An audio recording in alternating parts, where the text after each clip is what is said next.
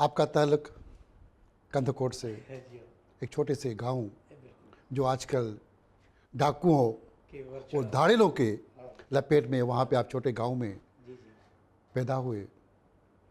ये आपके पास हंसी मुस्कुराहट बचपन से है या बाद में ये हंसी का जो खजाना एक बैंक आपके पास आ चुका है जिसकी चाबी ताला लगा के बैठे हुए, ये आया कहाँ से छोटे गांव से पूरे पाकिस्तान में?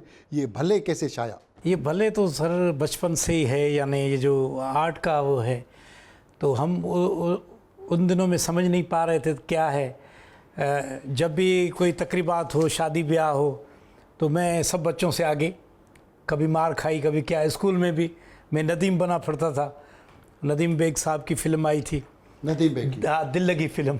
नदीम बनने का शौक था? मुझे नदीम का बहुत शौक था। मैं नदीम बेग उधर रिसेस में हमारे शलवार कमीज़ पहनते थे। पहले मलेशिया थी शलवार कमीज़ जो काले कलर की होती थी, फिर आई येलो बाद में, तो वो पहनते थे। जब रिसेस आती थी तो वो शलवार के अंदर कमीज़ डालो और मैं नदीम बन गया। वो गाना था वो, मेरा महबूब ज़माने से हंसी है यार, महबूब ज़माने से प्यार करना तो कोई जुर्म नहीं। फिर बड़ी मारे खाई उस्तादों से। तो यानी ये जो था बचपन से ही था। फिर बचपन में ही मेरी वालदा गुजर गई, तो फिर और इस चीज़ से मेरा आपको अपने दूसरे बाकी फैमिली के लोगों ने पाला? हाँ, मेरे मामू वगैरह थे, नानी थी मेरी जो उन्होंने मुझे माँ के तरह पाला।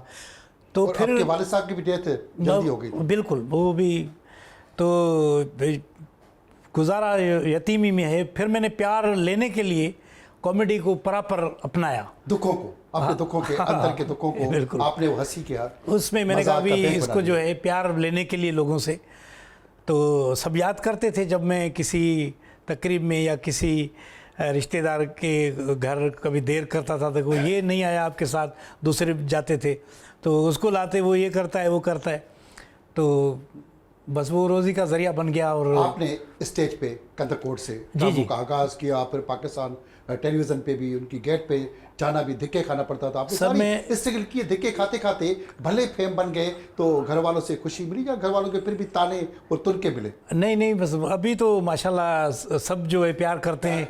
जो पहले मारते भी थे, नफरतें करते थे, भी गेट पे भी नहीं आने देते थे। तो वो अब कहते भाई ये हमारा बच्चा है और ये इधर से ही गया है। तो ये बस मौला का करम है सर। 35 साल काम किया, आप भी हमारे बड़े हैं और चेयरमैन रहे हैं आप सिंध फनकार तंजीम के भी, तो आपको पता है कि आप हमारे उस इलाकों में भी आते थे 91 में, 92 में, 90 में।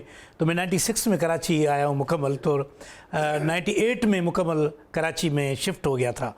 तो इस अदाकारी के चक्कर में PTV के माइनर उस पर, तो इतना काम करने के बाद अब ये जो बस अल्लाह जब रोज़ी का ज़रिया बनाता है ना भाई, दरवाज़ा खोलता है, तो एक जुमला ही काफ़ी होता है। ये भले फेम, असल में भले के पीछे पस मंज़र क्या है?